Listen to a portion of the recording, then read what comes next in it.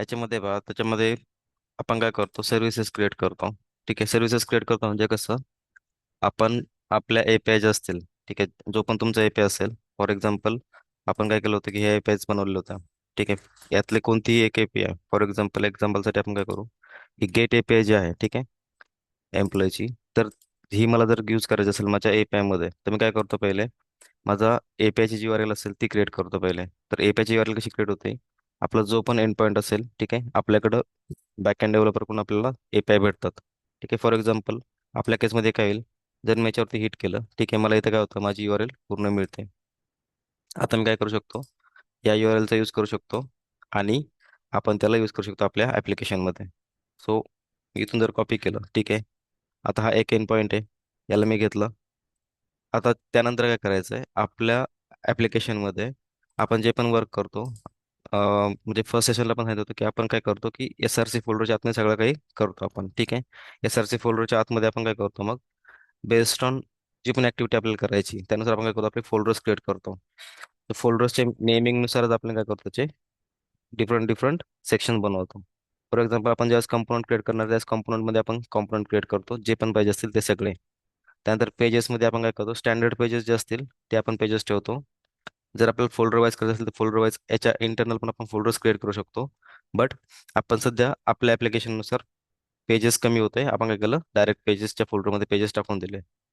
त्यानंतर आपण काय करतो, युटिल्सचा फोल्डर क्रिएट करतो. युटिल्सचा फोल्डर म्हणजे काय असतो, बेसिकली कोणत्याही प्रकारचे फंक्शन्स, त्यानंतर इन्युमरेशन्स, त्यानंतर इंटरफेसेस किंवा ज्या गोष्टी कॉमनली यूज होतात, ठीक आहे, म्हणजे युटिलिटी ज्या आहेत आपल्या, सगळ्या आपण काय करतो, युटिल्स फोल्डरच्या आतमध्ये लिहितो.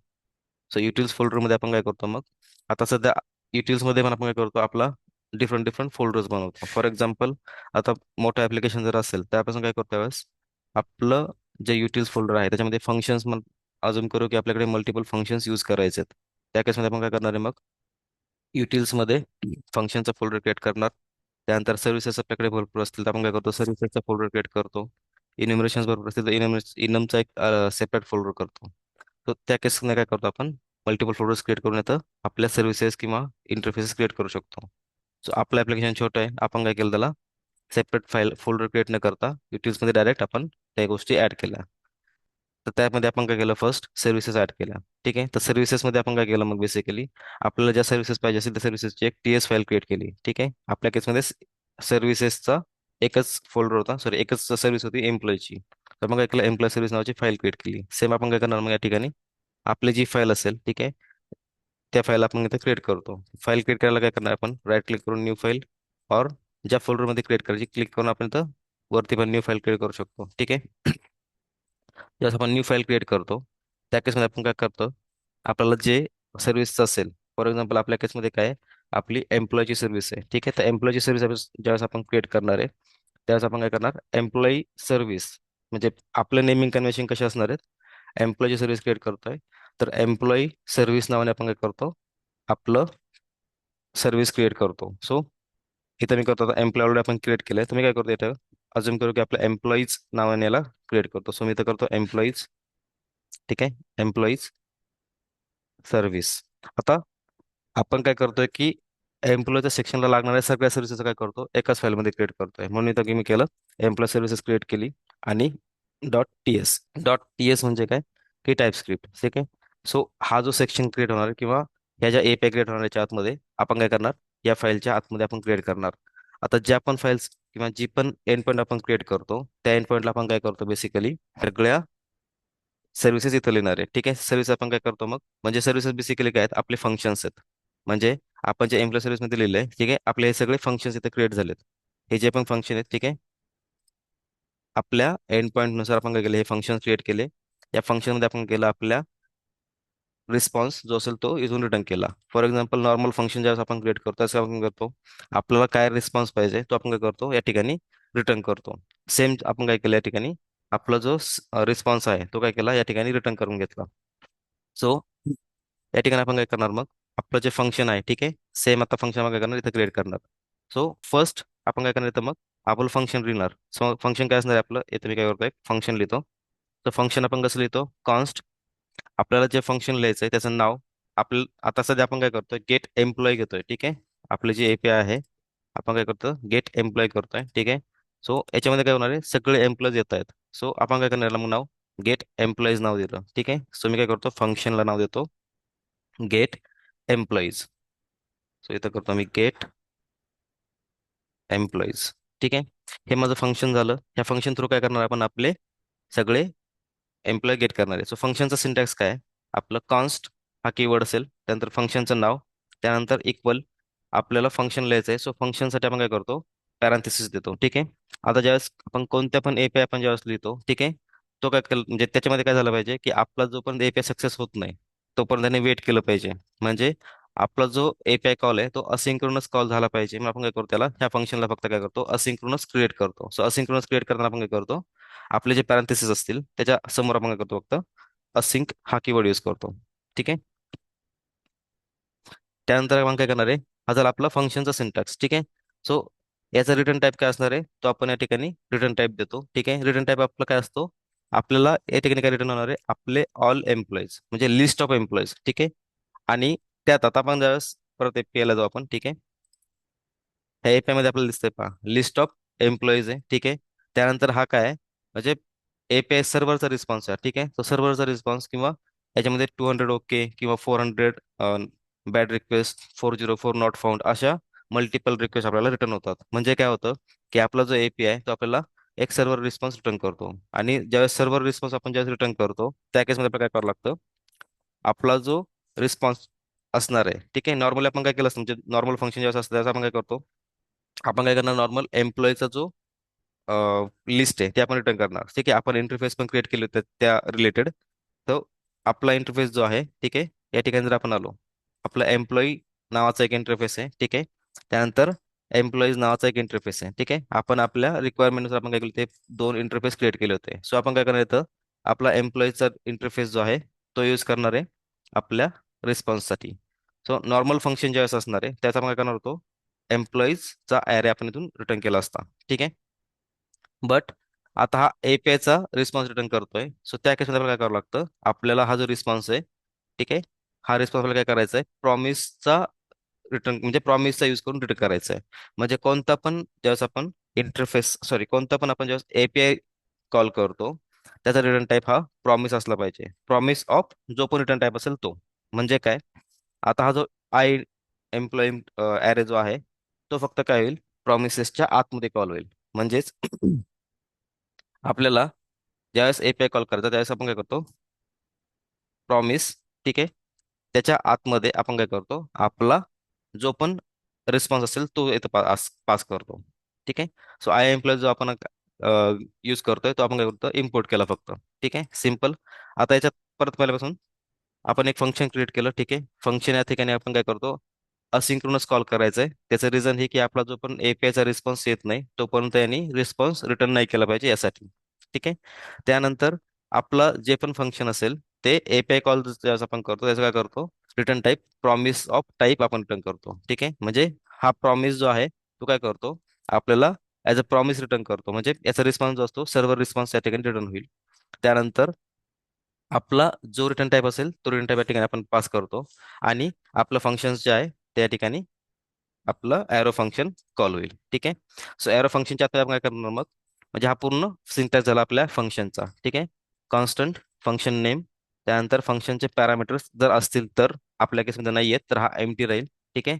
हा कॉल आपला असिंक्रोनस असणार आहे म्हणून असिंक वापरला. त्याचा रिटर्न टाईप आपला प्रॉमिस असेल. आणि प्रॉमिस ऑफ आपला जो पण रिस्पॉन्स असेल, आपल्या केसमध्ये लिस्ट ऑफ एम्प्लॉईज आहेत. सो इथं रिस्पॉन्स ऑफ मल्टिपल एम्प्लॉईज या ठिकाणी येतील.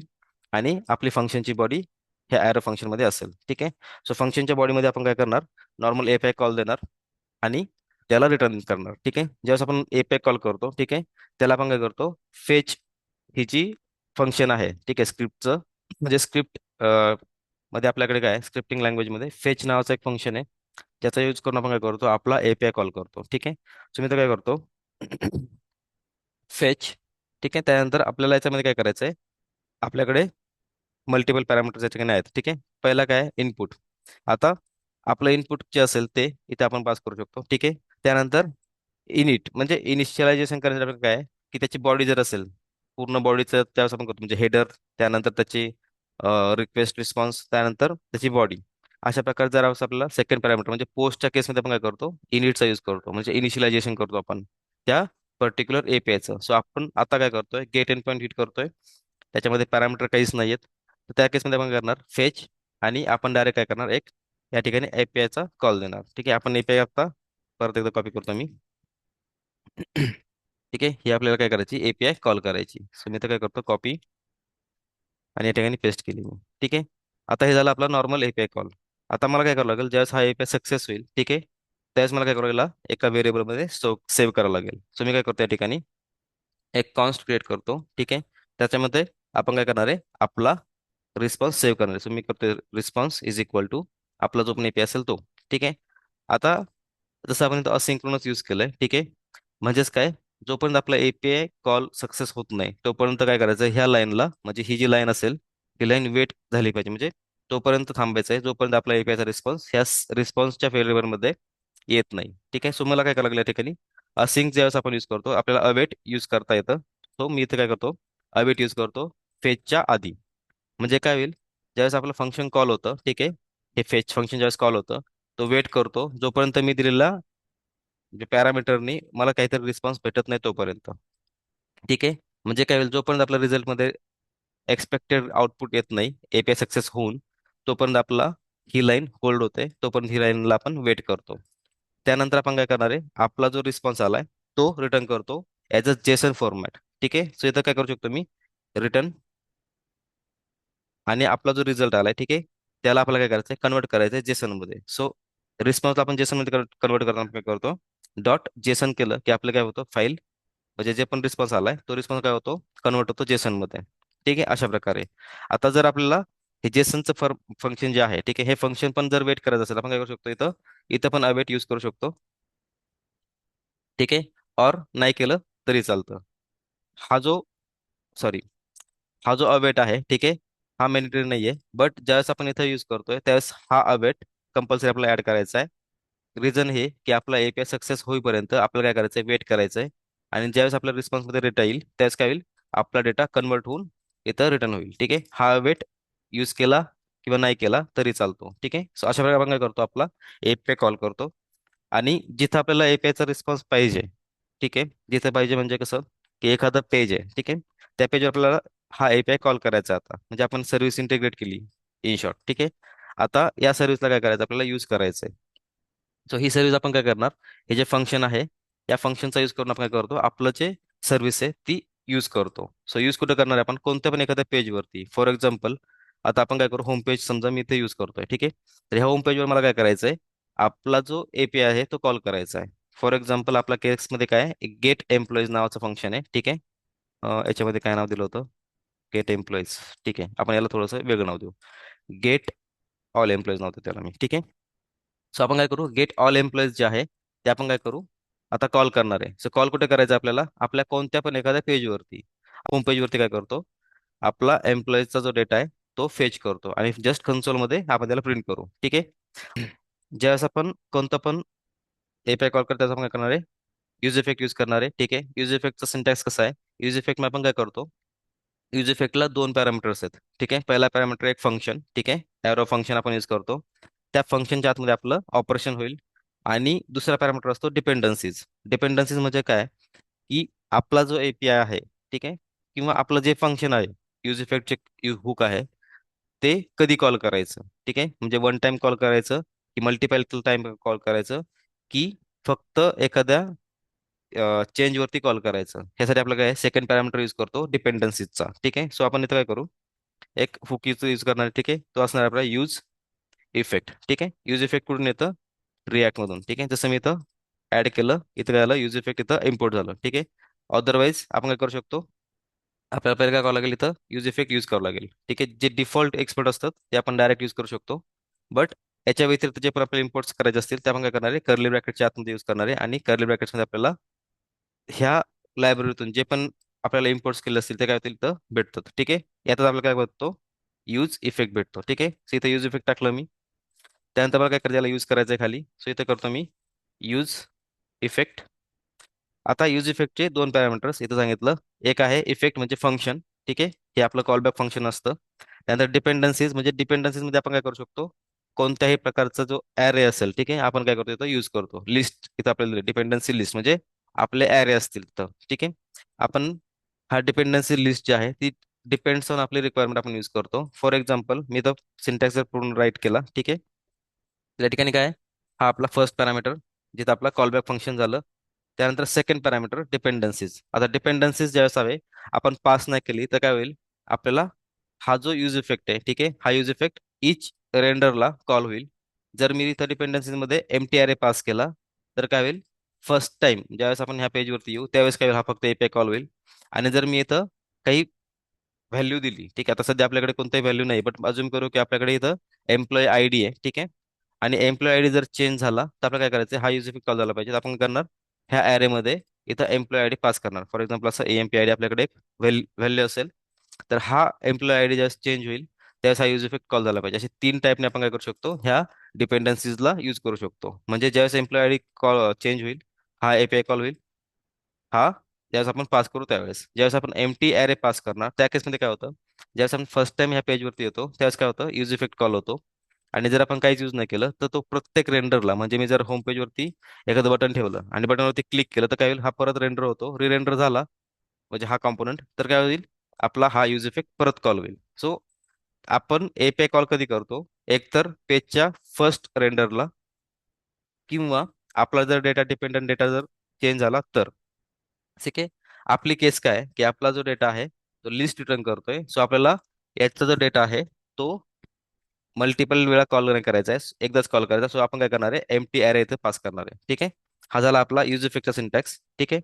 आता याच्यात काय करायचं आपल्याला, आपला जो एपीआयचा फंक्शन होतं, ठीक आहे, ते फंक्शन आपल्याला कॉल करायचं आहे. फंक्शन कॉल करायला आपण काय करणार आहे, मग आपलं गेट ऑल एम्प्लॉय आपण जे आता जस्ट क्रिएट केलं, ठीक आहे, गेट ऑल एम्प्लॉयचं जे फंक्शन आहे ते आपण यूज करणार आहे. सो मी काय करतो इथं, आता मी जर इथं टाईप सुरू केलं, ठीक आहे, गेट ऑल एम्प्लॉईज, ठीक आहे, ओके. आणखी एक आपण एक फंक्शन लिहिलं, ठीक आहे, याला आपल्याला काय करावं लागेल, एक्सपोर्ट करावं लागेल. कारण आपण काय करतोय, राईट एका ठिकाणी करतोय आणि यूज एका ठिकाणी करतोय. सो कोणतं पण फंक्शन जे आपण दुसऱ्या फाईलमध्ये यूज करणार असेल, आपण काय करतो, बेसिकली याला एक्सपोर्ट करतो. ठीक आहे, एक्सपोर्ट केलं मी इथं, आणि आता मला काय करायचं, इथं यूज करायचं. सो मी करतो इथं गेट ऑल एम्प्लॉईज, मला इथं सजेशन आलं, ठीक आहे. आता जर मी सिलेक्ट केलं तर काय होईल, माझं इम्पोर्ट बाय डिफॉल्ट इथं काय होईल, ऍड होऊन जाईल. ठीक आहे. आता जसं मी सांगितलं की डिफॉल्ट एक्सपोर्ट जे असतील ते डायरेक्ट येतात. डिफॉल्ट एक्सपोर्ट नसेल तर ते कर्ली ब्रॅकेट्समध्ये लिहावं लागतं. ठीक आहे. सो जर मी इथं आलो तर हे आपण डिफॉल्ट एक्सपोर्ट नाही केलंय, फक्त एक्सपोर्ट केलंय. त्या केसमध्ये आपलं काय झालं, हे कर्ली ब्रॅकेट्सच्या आतमध्ये येईल.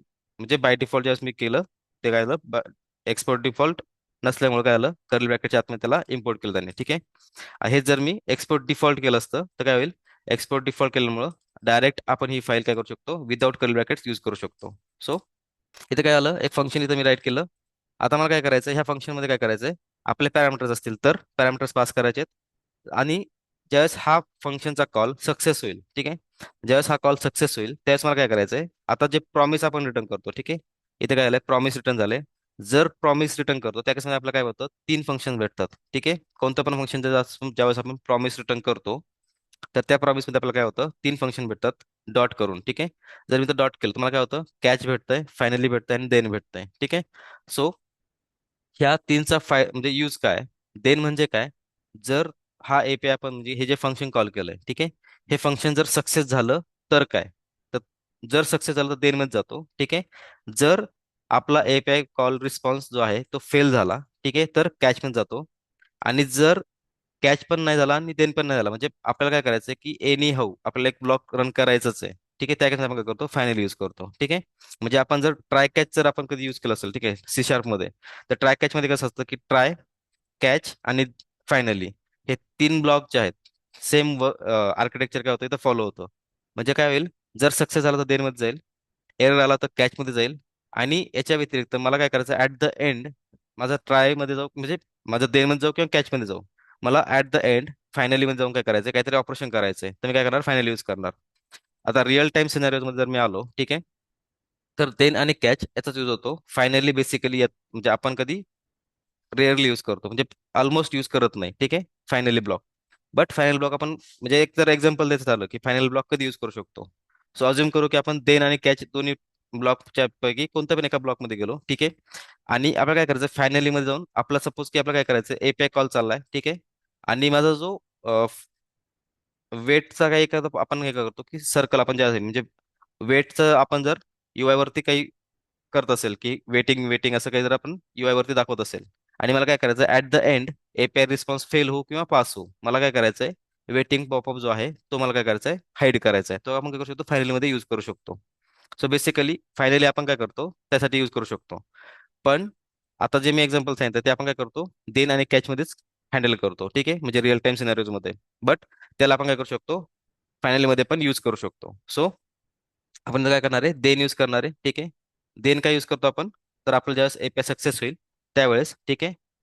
या ठिकाणी मी ऍड करून ठेवतो दोन्ही पण, ठीक आहे. सो देन आणि कॅच, सॉरी, देन आणि कॅच आपण काय करणार आहे यूज करणार आहे. सो ज्यावेळेस सक्सेस होईल त्यावेळेस देन मध्ये जाईल, ज्यावेळेस फेल होईल त्यावेळेस कॅच मध्ये जाईल. आता याच्यामध्ये पण काय आपल्याकडे फंक्शन याच्यामध्ये पण कॉल करतात, म्हणजे कॉलबॅक फंक्शन या ठिकाणी येतं, ठीक आहे. सो हे कॉलबॅक फंक्शन कसं असतं, आपला नॉर्मल फंक्शनचा कॉल इथे येईल, ठीक आहे. सो देनच्या कॉलबॅक फंक्शन आपण काय करणार आहे नॉर्मल जो डेटा इथे रिटर्न होईल, ठीक आहे, जो पण रिस्पॉन्स इथे येईल तो काय होईल आपण इथं काय करू रिटर्न करू डेटा, ठीक आहे. आता डेटा याचा टाईप काय असणार आहे आपली लिस्ट ऑफ एम्प्लॉय, ठीक आहे. इथं आपली लिस्ट आहे, हे लिस्ट ऑफ एम्प्लॉय जे आहे ते इथं येईल, ठीक आहे. सो मी काय करणार आहे डेटाला आपला लिस्ट ऑफ एम्प्लॉयचा इथं पास करणार, ठीक आहे. सो मी इथं काय करतो याला इम्पोर्ट करून घेतो, ठीक आहे. जो पण डेटा येईल तो आपण काय करणार इथं आपल्या फंक्शनॅलिटीनुसार आपण काय करणार स्टेटला असाइन करतो आणि मग काय काय करतो त्याला आपण यूज करतो. सो मी काय करतो सध्या इथं कन्सोलमध्ये रीड करतो कन्सोल डॉट लॉग, आणि इथं काय करणार आहे आपण आपल्या एम्प्लॉईजचा डेटा प्रिंट करू, ठीक आहे. सो इथं काय होईल आपला जो डेटा असेल तो काय होईल इथं की नाही प्रिंट होईल. आणि जर कॅच मध्ये गेला, ठीक आहे, तर कॅच मध्ये काय होईल आपला एरर येईल आणि आपल्या एररनुसार काय होईल तो आपल्याला लॉग रिटर्न करून देईल. सो इथं काय होईल आपलं कॉलबॅक फंक्शन सेम, दोन्हीचा सिंटॅक्स सेम आहे, ठीक आहे. इथं काय होईल आता आपण जिथं डेटाचं नाव दिलं, ठीक आहे, इथं आपण काय करू शकतो काहीही नाव देऊ शकतो. बट आपण काय करतो की सक्सेस आहे म्हणून इथं डेटा नाव दिलं, इथं एरर आहे म्हणून आपण काय करतो इथं एरर नाव देतो, ठीक आहे. नाव काहीही देऊ शकतो, ठीक आहे. सो एरर नाव दिलं आणि काय करणार आहे आपण याला नॉर्मली कन्सोल डॉट एरर, आणि इथं काय करतो आपण एररला लॉक करून देऊ, ठीक आहे. सो 404 400 किंवा 401 ज्या पण रिस्पॉन्सचा डेटा असेल तो काय होईल त्या कॅचमध्ये येईल, अदरवाईज देन मध्ये येईल, ठीक आहे. सो या ठिकाणी काय झालं आपला हा एपीआय कॉल झाला, ठीक आहे. आता मी काय करतो याला सेव्ह करतो आणि आपण काय करूयात युआय ला चेक करूयात, ठीक आहे. सो मी इन्स्पेक्ट करतो इथं, ठीक आहे. नेटवर्क टाईप मध्ये पहिलं जाऊ आपण. आता मी काय करतो या ठिकाणी याला रिफ्रेश करतो, ठीक आहे. इथे काय झालं एम्प्लॉयचा कॉल झाला, ठीक आहे. जर याच्यात आलो मी ते काय झालं आपला एपीआयचा जो कॉल आहे, ठीक आहे. नेटवर्क टाईप मध्ये आपल्याला काय दिसतं आपला एपीआय कोणता कॉल झालाय, ठीक आहे, तो एपीआय दिसतो.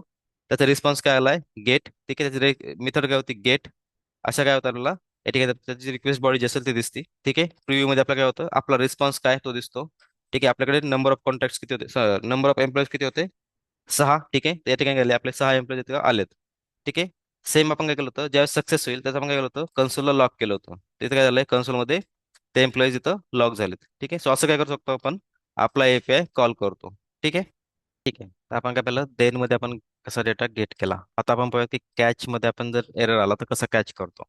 त्यासाठी आपण काय करूयात एक एपीआय जी आहे, ठीक आहे, आपण जी सर्व्हिस राईट केली त्याच्यामध्ये आपण काय करूयात की हा जो एपीआयचा रिस्पॉन्स आहे तो आपण इथे काहीतरी चेंज करूयात, ठीक आहे. मी या ठिकाणी काय केलं एक एपीआय असा क्रिएट केला म्हणजे कॉल करतोय जो एक्झिस्टच नाहीये, ठीक आहे. आपल्याला काय होईल त्या केसमध्ये 404 येईल, आणि 404 मुळे काय होईल आपला जो रिस्पॉन्स आहे, ठीक आहे, हा जेसन फॉर्मॅट जो आहे तो एरर थ्रो करेल आपल्याला.